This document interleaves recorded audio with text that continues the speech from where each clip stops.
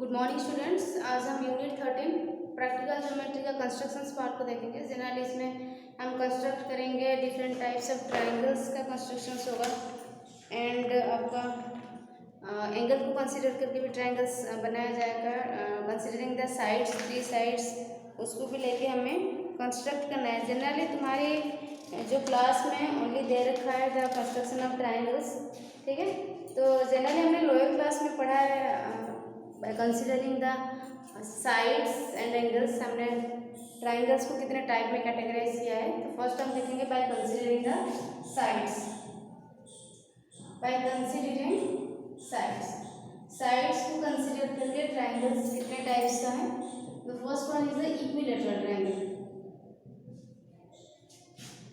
Equilateral triangle means the triangle having three sides equal, A B C is a triangle, ठीक है। इसके three sides equal है, that means A B 5 centimetre, 5 centimetre, 5 centimetre and all the sides are equal, that is equilateral triangle, ठीक है। इसके बाद आता है आपका आइसोसेलेस ट्राइंगल। आइसोसेलेस ट्राइंगल यहाँ पे P Q R is a triangle having two sides equal, P Q and P R दो साइड्स बराबर हैं, hence it is आपका isosceles triangle. The last one is the scalene triangle, 2 centimetre, 3 centimetre, 4 centimetre different sides हैं, it is called scalene triangle, ठीक है। तो sides को लेके हमने ट्राइंगल्स को थ्री टाइप्स में डिवाइड किया था, isosceles triangle, equilateral triangle and scalene triangle. In triangle when the three sides are equal, that is equilateral triangle having two sides equal, isosceles triangle having three sides different in nature, it is called a scalene triangle. ये consider, ये हमने categorise किया है by considering the sides of triangle, ठीक है। इसके बाद हम देखेंगे by considering the angles of triangle. Then हम कंस्ट्रक्शन में जाएंगे, how to construct a triangle when three sides are given, when two sides and one angle is given और when two angle और side is given, ठीक है। तो हम देखते हैं पहले on the basis of angles. Basis of angles, angles को लेके हमने ट्राइंगल को कितना टाइप में डिवाइड किया है। फर्स्ट है आपका एक्यूट एंगल ट्राइंगल, ठीक है। First one is the acute angle triangle, then right angle triangle, ठीक है। इसके बाद आपका obtuse angle triangle, acute angle triangle, right angle triangle, obtuse angle triangle, ठीक है। एक्यूट एंगल, जब हम एंगल्स के बारे में पढ़ेंगे हम देखते हैं मेजरमेंट को लेके हमने पहले देखा था 0 डिग्री, 0 एंगल। इसके बाद आपका आता है 0 से ज़्यादा 90 से कम, it is acute angle triangle. 90 degree it is right angle triangle, more than 90, less than 180, 90 से ज़्यादा 180 से कम, it is absolute angle triangle. The absolute angle, then 180 degree it is straight angle, and 180 more than 180 and less than 360 it is आपका reflex angle. Then 360 degree ये आपका complete angle या whole angle बोलते हैं। कैटेगरीज में कर देती हूँ, 0 डिग्री को हम 0 एंगल बोलते हैं और 0 से ज़्यादा, ठीक है, 90 से कम, between 0 and 90 it is acute angle triangle. 90 degree it is right angle triangle, more than 90, less than 180 it is obtuse angle triangle। 180 degree straight angle, more than 180, less than 360 it is reflex angle, and 360 degree it is complete angle। ये आपका different types of angles by considering their measurements, ठीक है। तो ऐसे ही हम different types of, हमारे पास कुछ given quantities होगा, कभी किसी किसी सिचुएशंस में हमें थ्री साइड्स मिलेंगे, देन हमें उसको लेके कंसीडर करके कैसे हमें ट्राइंगल कंस्ट्रक्ट करना है उसको देखना है। हम चैप्टर वाइज उसको डिस्कशन करेंगे। तो फर्स्ट देख लीजिए 13.1 का क्वेश्चन नंबर 1। देखिए कंस्ट्रक्शंस पहले बनाने से पहले हमें क्वेश्चन के अकॉर्डिंग एक रफ डायग्राम बनाना पड़ेगा। हर कंस्ट्रक्शन का सबसे पहले एक रफ डायग्राम जरूरी है, क्योंकि टीचर जब आपका जो कंस्ट्रक्शन को चेक करता है तो क्वेश्चन पेपर नहीं देखता, वो आपका रफ डायग्राम देखता है, ठीक है। तो फर्स्ट क्वेश्चन देखिए, question number 1, construct triangle, ABC triangle बनाना पड़ेगा in which A B is equal to 5.5 centimetre, B C is equal to 6.5 centimetre and C A is equal to 7.5 centimetre. ठीक है, तो ये हमारी क्वेश्चन का गिवन है। हमें एक ट्राइंगल कंस्ट्रक्ट करना पड़ेगा ए बी सी, तो इसके लिए हमें रफ बनाना पड़ेगा, रफ डायग्राम। रफ डायग्राम हर क्वेश्चन में रफ डायग्राम मेंटेन होगा, रफ डायग्राम जरूरी है। ट्राइंगल का नाम लीजिए A B C, in which A B equal to आपका 5.5 सेंटीमीटर, बी सी हो गया 6.5 centimetre and C A 7.5 centimetre. ठीक है, तो हमने रफ डायग्राम बना दिया। हमारे पास ए बी से हमें ये करना होगा, ए बी सी ट्राइंगल है जिसमें ए बी 5.5 सेंटीमीटर है, बी सी 6.5 सेंटीमीटर है एंड सी ए 7.5 सेंटीमीटर। हम रफ डायग्राम को देख के ही फेयर डायग्राम बनाएंगे। सपोज हमें पहले ए बी लेना पड़ेगा, ए बी जरूरी नहीं है हम ए बी लेके कंसिडर करें, हम ए सी लेके भी कर सकते हैं, मैं बताऊँ इसका। सपोज हमने ले लिया ए बी कितना है 5.5 सेंटीमीटर। कंस्ट्रक्ट करने से पहले हमें ये पता होना चाहिए कंस्ट्रक्शन के लिए क्या क्या चाहिए, स्केल चाहिए, पेंसिल चाहिए एंड कंपास और प्रोडक्ट की जरूरत होगा। तो हमने स्केल में मेजर करके ए बी ले लिए 5.5 सेंटीमीटर। देन इस रफ डायग्राम में देखिए ए बी हमने ले लिए, इसके बाद ए सी कितना है, क्योंकि रफ डायग्राम वही है, एक मॉडल की तरह होता है, उसको देख के जस्ट रिप्रेजेंटेशन है, उसको देख के इसको फेयर बनाना पड़ेगा। ठीक है, ए सी कितना है 7.5 सेंटीमीटर। तो यहाँ से ए को सेंटर लेके हमें ए सी काटना पड़ेगा ऐसे आर्क, है ना।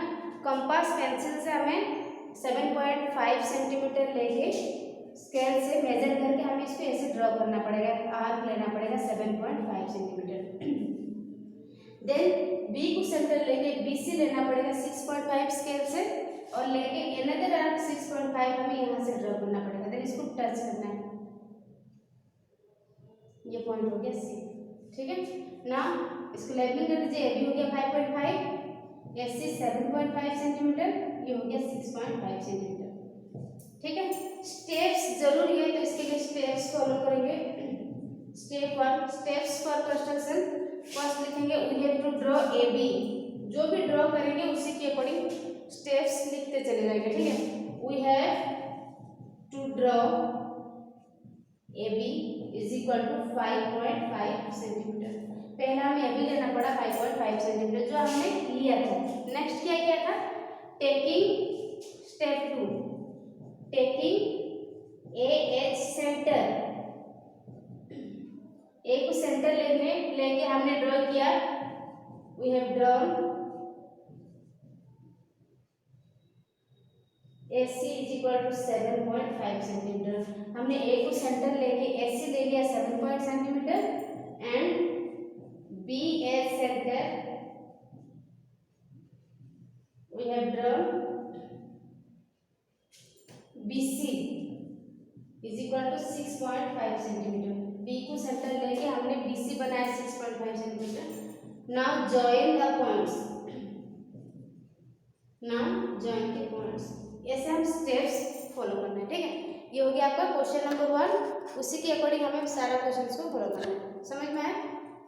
देन क्वेश्चन नंबर 2, बाकी कोशिश कीजिएगा, अगर नहीं होगा मैं सारा क्वेश्चन को आपको करके दिखाऊंगी इसमें। ठीक है, जरूरी है। क्वेश्चन नंबर 2 देखिए, construct triangle N I B. जो भी आपका ट्राइंगल का नाम दिया जा रहा है उसी के अकॉर्डिंग रफ डायग्राम में भी नाम मेंशन करना है। हमें triangle N I B construct करना है, इन विच, जिसमें N I is equal to 5.6 centimetre, I B is equal to 6 centimetre and B N is equal to 6 centimetre. ठीक है, तो इसमें भी हमारे जो गिवन है वो 3 साइड से दे रखा है, एन आई, आई बी, बी एन। ठीक है, तो पहला हमें बनाना है rough diagram.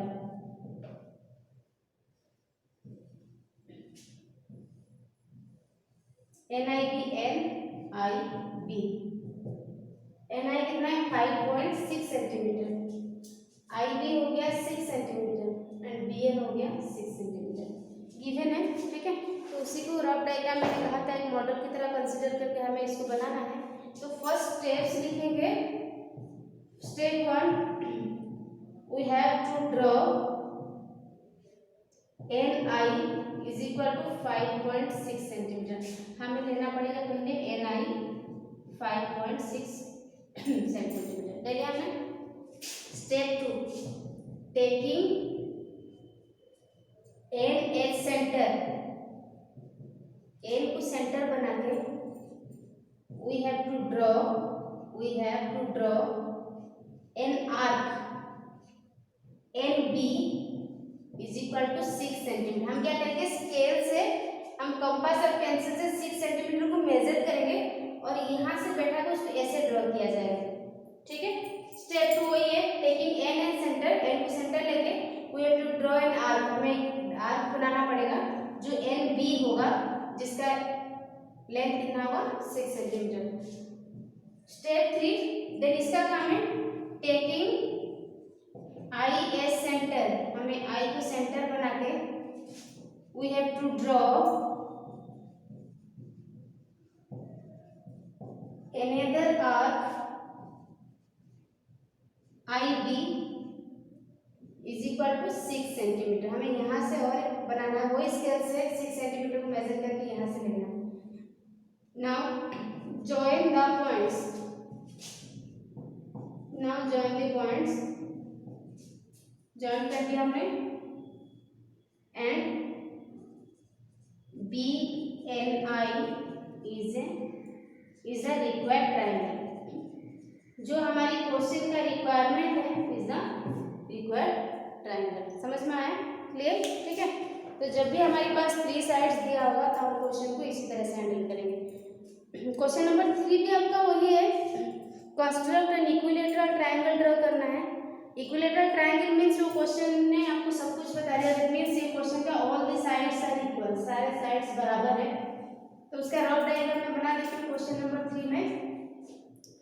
Construct triangle APE, हमें ट्रायंगल बनाना पड़ेगा by name AP and E in which with the sides 6.5 centimetre, जिसका all the sides are equal 6.5 and 6.5 centimetre, सारे साइड्स इक्वल लेके हमें ट्रायंगल कंस्ट्रक्ट करना पड़ेगा because this is N equilateral triangle. ठीक है, ये हो गया क्वेश्चन नंबर 3। क्वेश्चन नंबर 7 भी देख लीजिए, कंस्ट्रक्ट एन आइसोसेल ट्रायंगल। कोशिश कीजिएगा, बाकी जो भी डाउट्स होगा आप लोगों का वो कमेंट बॉक्स में लिख दीजिएगा ताकि मैं इसका डाउट्स क्लियर कर सकूँ। आप लोग बिल्कुल डाउट्स देते नहीं हो और कॉपी भी चेक करने के लिए बिल्कुल नहीं आता है कोई। Question number 7, construct an isosceles triangle. तो रफ डायग्राम सबसे पहले जरूरी है, रफ डायग्राम। एक आइसोसेल ट्रायंगल को ड्रॉ करना पड़ेगा, रफ डायग्राम MNO। ठीक है, this is an isosceles triangle. Isosceles triangle क्या होता है? Having 2 sides equal triangle with a base, base means NO 6 centimetre and length of equal sides, क्योंकि मैंने कहा था isosceles triangles are having 2 sides equal. जो इक्वल साइड्स है उसकी लंबाई कितना है? 5 सेंटीमीटर ईच। ये भी 5 सेंटीमीटर, ये भी 5 सेंटीमीटर। ठीक है, तो इसी तरह से हमें क्या करना पड़ेगा, डायग्राम हमने बना दिया। तो फर्स्ट लिखेंगे step 1 we have to draw NO 6 centimetre. जरूरी नहीं है बुक से छाप के अपनी ही लैंग्वेज यूज करोगे, जैसे कंस्ट्रक्ट करोगे वैसे ही लिखोगे। तो हमने पहले क्या किया, यहाँ पे हमने ले लिया NO 6 centimetre. Step 2 taking N as centre, N को सेंटर बना के we have to draw an arc NM is equal to 5 centimetre. हमने N को सेंटर बना के NM ले लिया 5 centimetre. Step 3 taking O as centre, O को सेंटर बना के we have to draw another arc। Step जरूरी है, OM डायग्राम में देख के OM is equal to 5 centimetre. हमने स्केल से मेजर करके कंपास सेंटीमीटर कंपास और पेंसिल से 5 सेंटीमीटर लेंगे, उस चीज को ऐसे कट करना, ठीक है। Now last point, now join the points, now join the points and this is the required triangle, join कर दीजिए, ठीक है। दोनों साइड इक्वल था, 5 सेंटीमीटर 5 सेंटीमीटर, क्लियर, ठीक है। बाकी जो भी डाउट्स होगा उसको कर दीजिएगा। मैंने क्वेश्चन नंबर 1, 2, 3 और 7 कर दिया है। बाकी आपके पास क्वेश्चन नंबर 4, 5, 6 है। फिर भी अगर कुछ डाउट्स होगा उसको कमेंट बॉक्स में लिख दीजिएगा, ठीक है। Thank you.